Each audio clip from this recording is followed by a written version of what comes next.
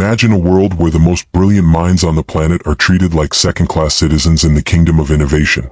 For years, a specific group of founders walked into the glass-walled boardrooms of Sand Hill Road, only to be met with eye rolls, smirks, and a devastating no before they even finished their first slide. They were the outliers, the outsiders from a land seen only through the lens of Cold War movies and geopolitical headlines. But while the gatekeepers of the West were busy mocking their accents and dismissing their rough code, a silent revolution was brewing in the frozen tundra of the East.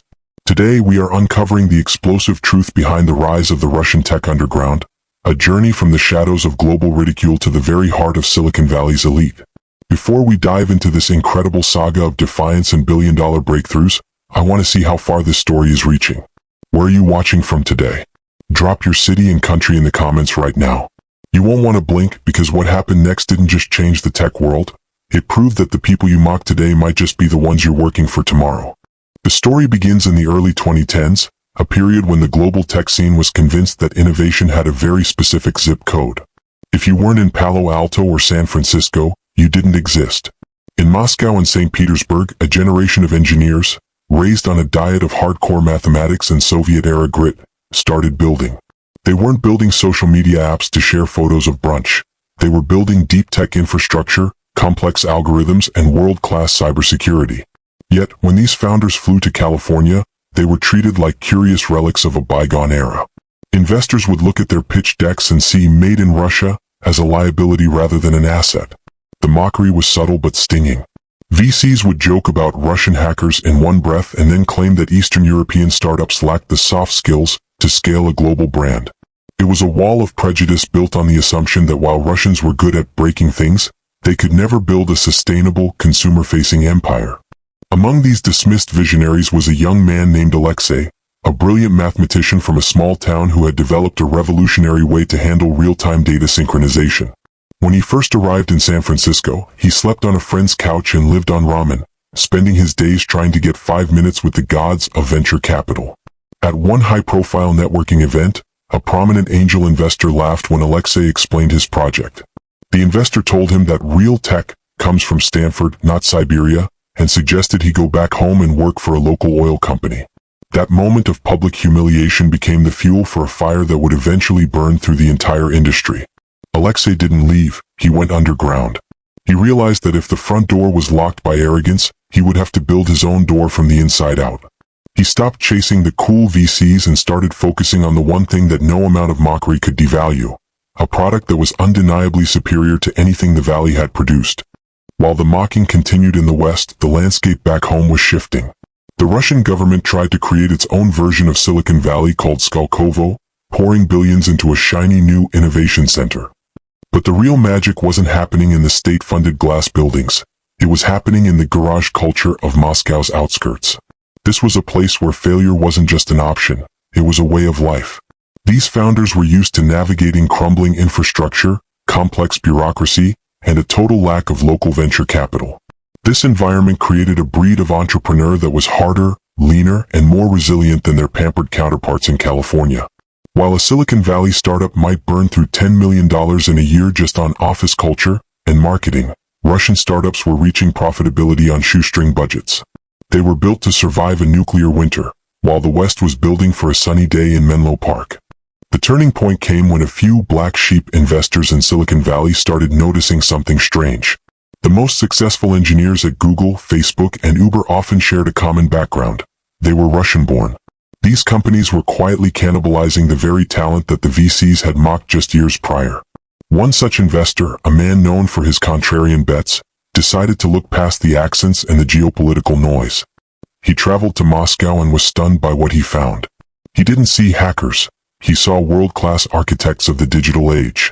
He saw companies like Miro and InDrive, startups that were solving massive, global problems with a fraction of the capital used by American firms. He realized that the mockery wasn't based on a lack of talent, but on a massive blind spot in the Western ego. He began quietly funneling seed money into these unwanted startups, instructing the founders to keep their heads down and let the growth do the talking. Suddenly, the narrative began to crack.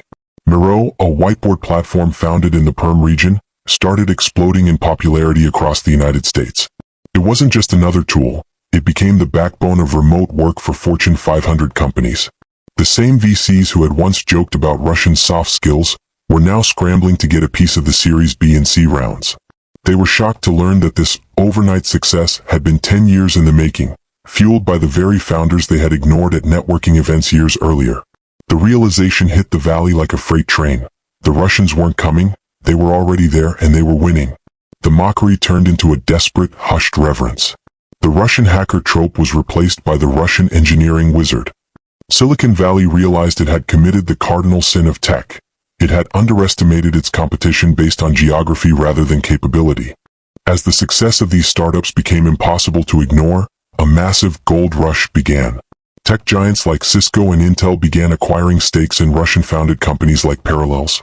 The boardrooms that once echoed with laughter were now filled with intense negotiations. Founders like Arsen Tomsky of InDrive proved that a company born in the coldest city on Earth, Yakutsk, could take on Uber and win in markets across the globe. This wasn't just about money, it was about a fundamental shift in the power dynamics of the tech world. The Russian mafia in Silicon Valley, a term once used as a joke, became a very real, very powerful network of founders, engineers, and investors who were now the gatekeepers themselves. They didn't forget the mockery, but they didn't seek revenge. They sought dominance. They proved that in the digital age, code doesn't have a passport, and brilliance doesn't care about your political borders. However, the story isn't just one of triumph. It's one of a tragic brain drain. As Silicon Valley finally opened its doors, thousands of Russia's brightest minds began to flee their homeland. The very people who could have transformed the Russian economy into a tech powerhouse were now building the future of the United States. This mass exodus was accelerated by political instability and a lack of freedom at home, creating a paradoxical situation. Russia was producing the world's best tech talent, but it couldn't keep them. Silicon Valley, once the mocker, became the ultimate beneficiary of this talent pool. The irony was thick. The West had ridiculed Russian startups, but it was now literally running on Russian brains. From the foundational algorithms of search engines to the complex systems of modern AI, the fingerprints of these mocked engineers were everywhere. Today, the world of tech looks very different. The borders of innovation have blurred, and the old guard of Silicon Valley has learned a humbling lesson. You can mock a person's origin, you can laugh at their struggles, and you can close your doors to their dreams, but you cannot stop the march of progress. The Russian founders who were once dismissed as unlikely are now the mentors for the next generation of global entrepreneurs. They built empires out of nothing but math and sheer will, proving that the underdog always has the sharpest teeth. This saga serves as a permanent reminder to every investor and every dreamer. Never mistake a quiet beginning for a lack of ambition. The next world-changing idea might not come from a prestigious university or a sun-drenched campus. It might just be coming from a cold, dark room on the other side of the world, where someone is working twice as hard as you, with half as much to lose. The friction between these two worlds, the established wealth of the West and the raw hunger of the East, created a spark that ignited the modern tech landscape. It forced Silicon Valley to look in the mirror and confront its own biases. It wasn't just about Russian startups. It was about every outsider who had ever been told they didn't belong. The success of these founders paved the way for entrepreneurs from Africa, Southeast Asia, and Latin America to be taken seriously. They broke the Silicon Valley bubble once and for all. When the history of this era is written, it won't be a story of how the West conquered the world with its apps. It will be the story of how a group of determined outcasts from the East forced the world to acknowledge that genius is a universal currency, and it can be found in the most unexpected places. But let's look closer at the human cost of this struggle. For every Alexei who made it to $1 billion valuation, there were hundreds of others who were crushed by the weight of the mockery and the difficulty of the journey. The psychological toll of being an other in a hyper-competitive environment like Palo Alto is immense. Many founders spent years in legal limbo, fighting for visas while their American counterparts were raising millions. They had to be perfect just to be considered average. This friction wasn't just a hurdle, it was a filter. It ensured that only the most obsessed, most talented, and most relentless individuals survived. This is why, when they finally broke through, they didn't just succeed, they dominated. They had been forged in a fire that their competitors had never even seen. As we move into the era of artificial intelligence and quantum computing, the stakes have never been higher. The same pattern is repeating itself. Once again, there are groups of innovators being overlooked because of where they come from or what they look like. And once again, Silicon Valley risks falling into the trap of arrogance. But the lesson of the Russian tech uprising is clear. The elite may mock, but the market eventually rewards the truth. The Silicon Valley of the East might have failed as a government project, but it succeeded as a human one. The networks built by these exiles now span the entire globe, from Dubai to Berlin to San Francisco. They are a borderless elite, united by a shared history of rejection and a shared future of innovation. Think about the apps on your phone right now. Think about the security protocols keeping your data safe. There is a high probability that a significant portion of that technology was touched by someone who was once told they would never make it. The mockery of the past has been replaced by the dependence of the present. Silicon Valley didn't just come calling because they wanted to be nice. They came calling because they had no choice. They needed the math, they needed the resilience, and they needed the vision that only comes from a life of struggle. The Russian startups are no longer just Russian. They are the architects of our global digital reality, and their story is a testament to the power of the human spirit to overcome even the most deep-seated prejudices. This viral story of defiance is a wake-up call. It challenges the idea that any one place has a monopoly on the future. It reminds us that the people we dismiss today are often the ones building the world of tomorrow. The irony is that the very traits that were mocked, the directness, the focus on deep technicality over marketing, the roughness, are the very things that made these companies invincible. In a world of vapeware and overinflated valuations, the substance of these Eastern European firms became their ultimate weapon. They didn't need a fancy office to build a world-class engine. They just needed a laptop and a problem to solve. So, the next time you hear someone laughing at a foreign startup or dismissing an idea because it doesn't fit the current trend, remember this story. Remember the boardrooms of 2012 and the multi-billion-dollar acquisitions of today. The world is much larger than the few blocks surrounding Sand Hill Road, and the next great disruption is likely being built by someone who doesn't look like a traditional founder.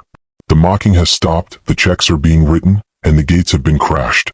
The only question left is, who is the next outsider that Silicon Valley is currently underestimating? This documentary-style journey through the rise of the Russian tech underground isn't just about business. It's about the fundamental human desire to prove the world wrong. It's about the shift from being a punchline to being the provider of the punch. The saga of tech investors mocked Russian startups until Silicon Valley came calling is officially one of the greatest "I told you so" moments in history. It changed the way we think about talent, geography, and the very nature of innovation.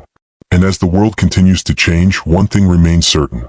If you have the skills, the grit, and the vision, it doesn't matter where you start, only where you finish.